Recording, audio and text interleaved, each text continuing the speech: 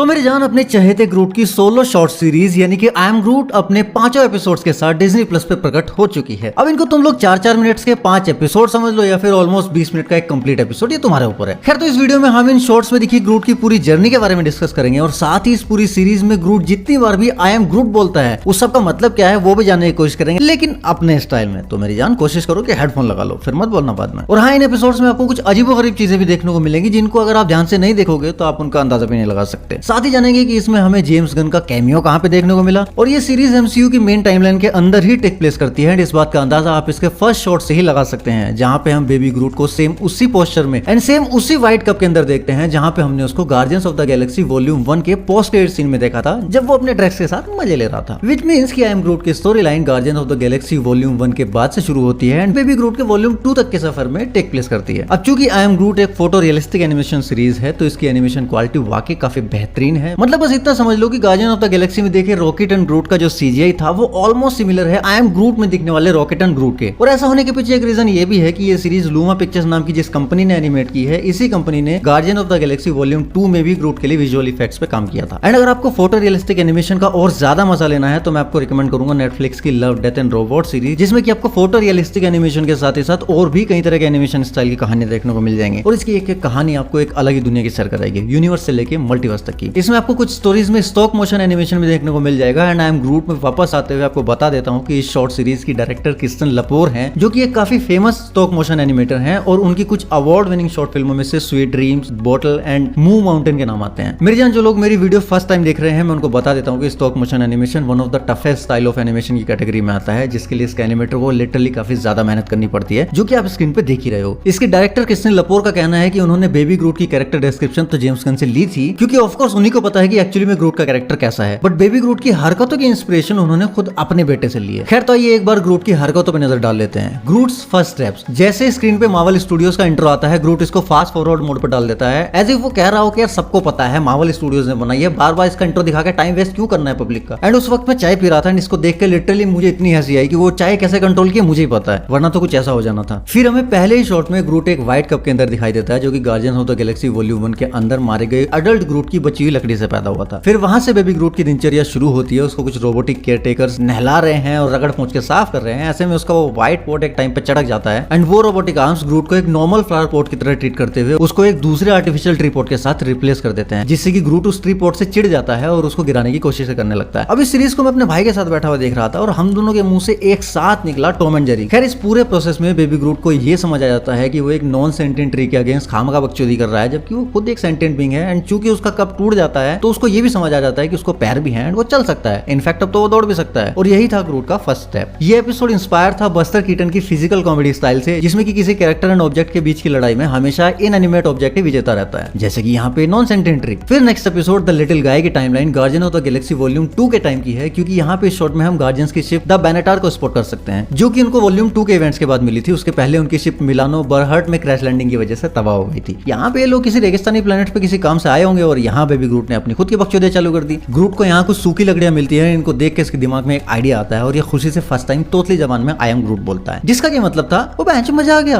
और 5 मिनट में ये उन सूखी लकड़ियों से पूरी 5 मंजिला इमारत बना देता है, जहाँ पे एक एलियन प्रजाति का चूतिया पक्षी आके उसकी इस बिल्डिंग को तोड़ देता है। और यहाँ पे बेबी ग्रूट पूरे 37 मिनट तक फ्रस्ट्रेशन से चिल्लाता रहता है। फिर उसकी नजर कुछ छोटे छोटे प्राणियों पे पड़ते हैं जिनका नाम है ग्रंट्स, जहाँ पे ग्रूट उनको आई एम ग्रूट बोल के अपना इंट्रोडक्शन देता है और ग्रूट की वजह से इन ग्रंट्स की दुनिया में तूफान आ जाता है। फिर ग्रूट कहता है अभी ये क्या बकचोदी है, मैं इतना पावरफुल हूँ। और फिर वो एक हरामी मानुस बच्चे की भांति इन छोटे प्राणियों के मजे लेने लगता है। बट ये ग्रंट्स शायद टेक्नोलॉजी के मामले में अपने टोनी स्टार्क के फूफा थे और ये भांति भांति के हथियारों से बेबी ग्रूट पे हमला कर देते हैं, जिनका कि ग्रूट के ऊपर कुछ खास असर तो नहीं होता, बट इस सारे प्रोसेस में ग्रूट गलती से इन ग्रंट्स की पूरी कॉलोनी को अपने पैरों से कुचल देता है। बट 3 मिनट 55 सेकंड के इस एपिसोड में एक पोस्ट क्रेडिट सीन भी है, जिसमें कि वो सारे ग्रंट्स जिंदा बच जाते हैं। नेक्स्ट एपिसोड ग्रूट्स परस्यूट काफी ज्यादा इंटरेस्टिंग था। शिप के अंदर ग्रूट रात को अपने बेड पे सो रहा था, अचानक से किसी खटके से उसकी आंख खुलती है, वो पानी पीता है और उस आवाज की दिशा में जाता है। एंड यहाँ पे ग्रूट की बॉडी मूवमेंट का जो पोस्चर है वो काफी ज्यादा कॉमेडी का एक्यूरेट है। और यहाँ पे हमें देखने को मिलता है जेम्स गन साहब का कैमियो। यहाँ पे ग्रूट जिस वॉच को अपने मस्तक पे मणि की तरह धारण करता है, उस रिस्ट वॉच के एआई को अपनी आवाज दी है खुद जेम्स गन ने। मतलब इन चचा को कोई और कैरेक्टर नहीं मिला था वो इस कैमियो के लिए। फिर ग्रूट उस आवाज करने वाले बंदे को ढूंढते हुए बाथरूम में पहुंचता है और वहां दरवाजा खोलते ही बोलता है आई एम ग्रूट, जिसका मतलब था पकड़ा गया भोसड़ी के। बट वहां कोई नहीं था। फिर वो लिटरली कमोड का ढक्कन हटाता है एंड आई एम ग्रूट कहता है, जिसका मतलब था बेटा इधर ही हो ना कहीं। अब यहाँ पे एक इंटरेस्टिंग पॉइंट आता है, ग्रूट उस बंदे को ढूंढते हुए शायद रॉकेट के पर्सनल कलेक्शन वाले रूम में पहुंच जाता है, क्योंकि यहाँ पे एक जार में किसी प्राणी का दिमाग रखा हुआ है एंड ऐसी चीजों का कलेक्शन रॉकेट ही कर सकता है ऑब्वियसली। उसी खाली दिमाग के बराबर में एक आर्टिफैक्ट रखा होता है जिसको ग्रूट उठा के उसके अंदर उस आवाज के सोर्स को पता करने की कोशिश करता है, बट उसके अंदर काफी सारी लेयर्स होती हैं जिनको खोलने के साथ साथ ग्रूट 3 बार आई एम ग्रूट बोलता है और तीनों बार उसका एक ही मतलब होता है, ये पकड़ा गया,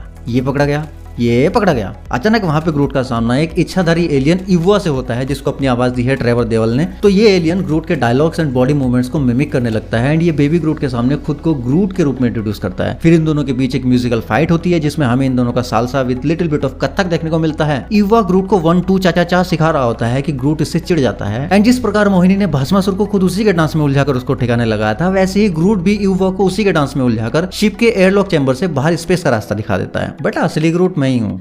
मादरचोद। नेक्स्ट एपिसोड आता है ग्रूट टेक से बात, जहाँ पे बेनाटोर अब की बार किसी हरे भरे प्लेनेट पे उतरा है। तो यहाँ पे ग्रूट देसी स्विमिंग पूल के मजे लेता है एंड ठीक वैसे ही यहाँ की नेचुरल चीजों को इस्तेमाल करते हुए पानी को रंग बिरंगा और गर्म करता है। जैसे बाहुबली बिगिनिंग में महेंद्र बाहुबली फर्स्ट टाइम अवंतिका से मिलने पर उस जगह मौजूद प्राकृतिक चीजों से उस कन्या का मोहक श्रृंगार करके उसे उसके खुद के यौवन और सुंदरता से परिचित कराता है। यहाँ पे सोना बात लेते हुए ग्रूट आई एम ग्रूट चिल्लाता है, जिसका मतलब था पैंच, इसे कहते हैं जिंदगी का मजा। फिर ग्रूट वहाँ की फूल पत्तियों से डिफरेंट कॉस्प्ले करते हुए मजे लेता है, कभी प्रिंसेस तो कभी घोड़ा, कभी फाइटर तो कभी गधे का। काली नहीं, सॉरी शक्तिमान। और उसकी इन्हीं हरकतों से वहीं पास में रहने वाली एक छपरी टिकटॉक या गिलहरी शान हो जाती है और उस पर अटैक कर देती है और ग्रूट उसकी टिकटॉक वाली बकचोदी साफ करके उसका स्कार्फ बना लेता है। नेक्स्ट एंड लास्ट एपिसोड आता है द मैग्नम ओपस, जिसमें कि ग्रूट डिफरेंट चीजों को इकट्ठा करता है एक पेंटिंग बनाने के लिए, जिनमें स्टार लॉर्ड के थ्रस्टर बूट्स, 1988 में आई मार्वल की elf comic issue number 4, rocket की पूंछ के कुछ बाल, शिप के मेन फ्रेम कंप्यूटर के कुछ पार्ट्स, रॉकेट की सोवेरियन से चुराई गई कुछ बैटरीज, पीटर क्विल की हेडफोन, गमोरा या मिंटिस की मेकअप किट से उसका पफ, एक एलियन फेविकोल, ये सब शामिल था। और हाँ, ड्रैक्स के नहाने का साबुन भी चुराता है जब वो बाथरूम में नहा रहा था। और ये हरामी अपनी पेंटिंग पे स्पार्कल छिड़कने के लिए शिप के अंदर ब्लास्ट कर देता है और उस ब्लास्ट से शिप में जो छेद हो जाता है उसको एक बिजली वाली टेप से रिपेयर भी करता है। शाबाश बेटा। तभी वह रॉकेट आ जाता है और वो उसकी पेंटिंग की तारीफ करता है, जिसमें कि ग्रूट ने गार्डियंस की पूरी टीम के सामने खुद को एक जायंट मॉन्स्टर के तौर पे शो किया था, जो कि ग्रूट कॉमिक्स में ओरिजिनली था भी। अचानक वहां पे एक और ब्लास्ट होता है, रॉकेट शिप से बाहर गिरने वाला होता है कि ग्रूट उसको बचा लेता है एंड एपिसोड खत्म। और हाँ, एक पोस्ट क्रेडिट सीन भी है जिसमें कि ग्रूट की ये पेंटिंग और उसकी निर्माण कार्य में लगा पूरा का पूरा साजो सामान आकाश की अनंत गहराइयों में तैरता नजर आता है। बट यार मैं सच कहूँ, मुझे पर्सनली बहुत मजा आया सीरीज को देख के। तो ये तो था मेरा टेक इस पूरे मुद्दे को लेके। अब आप बताइए आप इस बारे में क्या सोचते हैं। प्लस अगर आप अपनी फैन गाथा मुझसे और मेरे जैसे और दूसरे फैंस के साथ डिस्कस करना चाहते हैं तो हमारे टेलीग्राम ग्रुप को ज्वाइन कर सकते हैं, जहां पे हम एवरी सैटरडे रात को 9:30 बजे एक पॉडकास्ट करते हैं जिसमें सभी फैंस पार्टिसिपेट करते हैं। तो आप भी पार्टिसिपेट कर सकते हो। बाकी मैं मिलता हूं आपसे नेक्स्ट वीडियो में, तब तक के लिए